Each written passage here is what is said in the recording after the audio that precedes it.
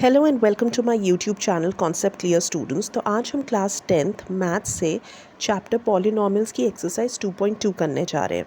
तो आइए तो फिर इसका फर्स्ट क्वेश्चन स्टार्ट करते हैं।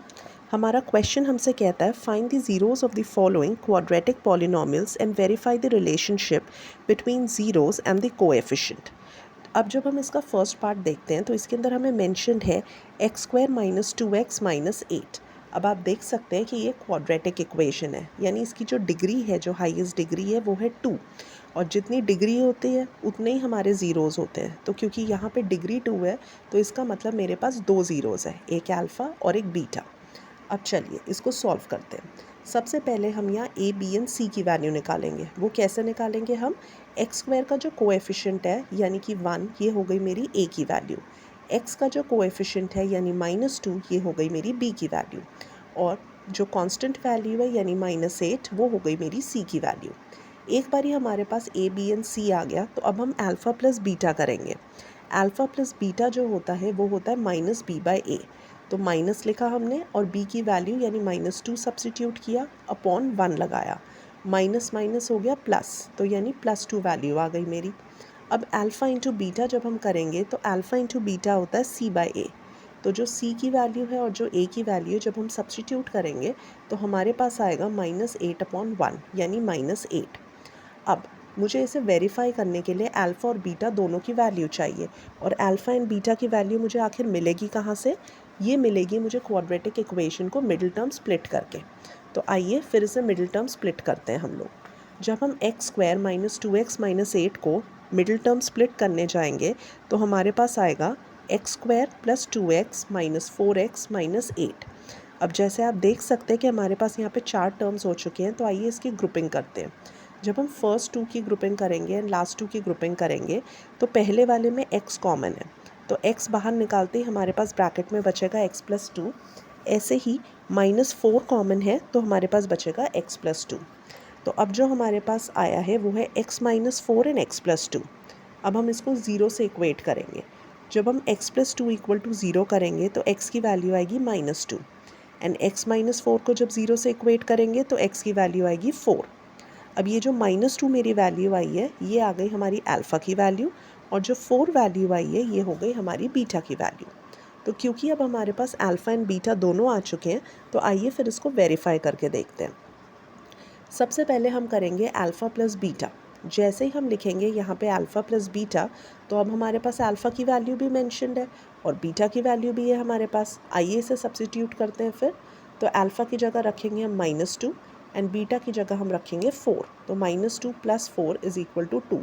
एग्जैक्टली यही वैल्यू आई थी जब हमने -b/a किया था। अब हम करेंगे अल्फ़ा इंटू बीटा। अल्फ़ा की वैल्यू हमारे पास ऑलरेडी है अल्फ़ा की जगह हम लिखेंगे -2 एंड बीटा की जगह हम लिखेंगे 4। तो -2 × 4 करने पे हमें मिलेगा -8, और एग्जैक्टली यही वैल्यू आई थी जब हमने c/a किया था। यानी हो गया ना ये वेरीफाइड, तो बस हम लिख देंगे वेरीफाइड। आई होप ये आपको अच्छे से क्लियर हो गया होगा। अगर आप चाहें तो आप इसका स्क्रीनशॉट भी ले सकते हैं। इसके बाकी बचे हुए जो पार्ट्स हैं वो भी एग्जैक्टली हम सेम पैटर्न और सेम स्टेप्स के साथ ही करने जा रहे हैं। आइए फिर इसके नेक्स्ट पार्ट की ओर बढ़ते हैं। जो इसका सेकंड पार्ट हमें मेंशन्ड है वो है 4s² माइनस 4s प्लस 1। जब हम इस पार्ट को देखेंगे सबसे पहली चीज़ जो हम करने वाले हैं वो है a, b एंड c की वैल्यू निकालने वाले हैं हम। अब देखिए s² का जो कोएफिशिएंट है यानी 4, वो है हमारी a की वैल्यू। जो हमारी s का कोएफिशिएंट है यानी -4, ये है हमारे b की वैल्यू। और जो कांस्टेंट वैल्यू है यानी +1, ये है हमारी c की वैल्यू। बस एक बार ही हमारे पास a, b और c की वैल्यू आ गई, तो अब हम अल्फ़ा प्लस बीटा करेंगे। अल्फ़ा प्लस बीटा निकालने के लिए हमें -b/a करना पड़ता है। जैसे ही आप इसकी वैल्यू सब्स्टिट्यूट करेंगे तो आपके पास जो आंसर आएगा वो है 1। अब अल्फ़ा इंटू बीटा करके देखते हैं। अल्फ़ा इंटू बीटा कैसे निकलेगा? c/a करके। तो अब हम c और a की जब वैल्यू यहाँ पे सब्स्टिट्यूट करेंगे तो हमारे पास जो आंसर आएगा वो है 1/4। अब अगेन अगर हमें इस चीज़ को वेरीफाई करना है तो सबसे पहले मुझे अल्फ़ा और बीटा की वैल्यू निकालनी है, और उसको निकालने के लिए मुझे मिडिल टर्म स्प्लिट करना पड़ेगा।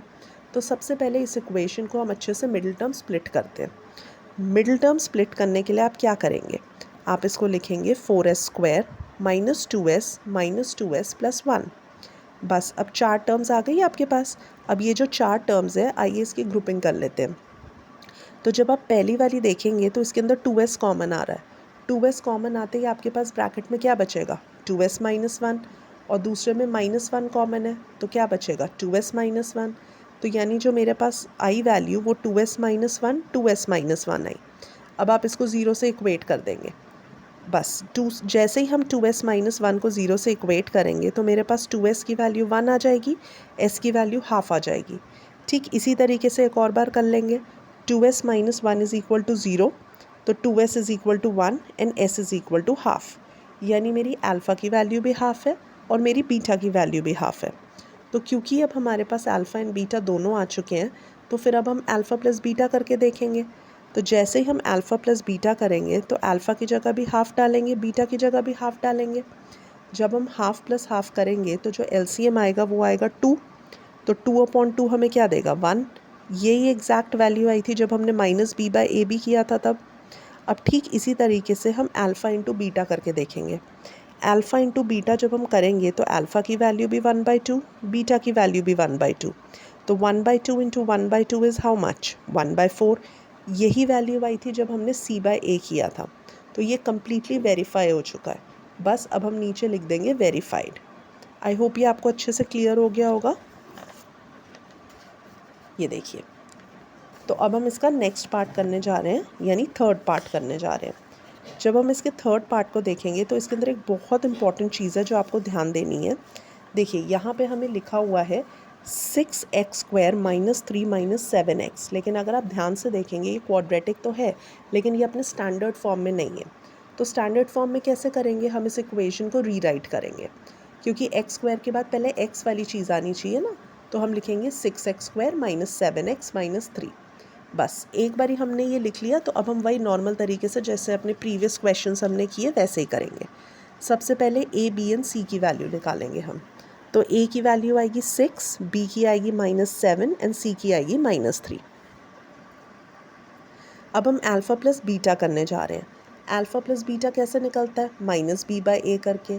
जैसे ही हमने b और a की वैल्यू यहाँ पे सब्सिट्यूट की तो मेरे पास अल्फ़ा प्लस बीटा की वैल्यू आ गई 7/6। अब हम अल्फ़ा इंटू बीटा करेंगे। अल्फ़ा इंटू बीटा कैसे निकलेगा, c/a करके। तो जैसे ही आप वैल्यू सब्सिट्यूट करेंगे c और a की तो आपके पास जो आंसर आएगा वो है -1/2 यानी -1/2। अब क्योंकि हमें अल्फ़ा और बीटा की वैल्यू निकालनी है तो अब फिर से हमें मिडिल टर्म स्प्लिट करना पड़ेगा। और मिडिल टर्म स्प्लिट करने के लिए जब हम देखेंगे ध्यान से तो हमारे पास जो वैल्यू आएगी वो है 6x² - 9x + 2x - 3। बस एक बारी हमने ये 4 टर्म्स लिख ली है, अब बस हमें ग्रुपिंग करनी है। तो अगर हम पहले वाले दोनों टर्म्स को देखें तो उसके अंदर 3x कॉमन आ रहा है। 3x कॉमन आ रहा है यानी ब्रैकेट में क्या बच रहा है, 2x - 3। उसके बाद क्या कॉमन आ रहा है, 1। ब्रैकेट में क्या बच रहा है, 2x - 3। तो अब हमारे पास जो वैल्यू आई है वो है 3x + 1 एंड 2x - 3। जब हम इसको 0 से इक्वेट करेंगे ना तो हमारे पास क्या आएगा, 3x + 1 इज़ इक्वल टू 0। 1 दूसरी तरफ जाएगा तो 3x is equal to -1 and x की वैल्यू -1/3। अब ऐसे ही हम दूसरी वैल्यू निकालेंगे, 2x - 3 इज़ इक्वल टू 0 यानी 2x is equal to 3 and x is equal to 3/2। पहली वैल्यू हमारी अल्फ़ा हो गई और दूसरी वैल्यू हमारी बीटा हो गई। अब बस हमें इसको वेरीफाई करना है। देखिए अल्फ़ा प्लस बीटा करेंगे तो अल्फ़ा की जगह रखेंगे -1/3 और बीटा की जगह रखेंगे 3/2। एलसीएम लेने पर हमारे पास आएगा 6। तो -2 + 9 क्या होता है, 7/6। एग्जैक्टली यही आया था जब हमने -b/a किया था। अब हम करके देखेंगे अल्फ़ा इंटू बीटा।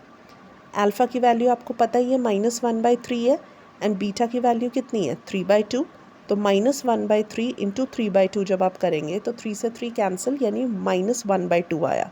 और यही आया था जब हमने c/a किया था। ऊपर वाली वैल्यू आई थी जब हमने -b/a किया था और नीचे वाली वैल्यू तब आई जब हमने c/a किया था, राइट। तो यानी ये कम्प्लीटली वेरीफाई हो चुका है। आई होप ये अच्छे से क्लियर हो गया होगा। इन केस कोई डाउट रह गया हो तो आप मुझे कमेंट सेक्शन में पूछ भी सकते हैं।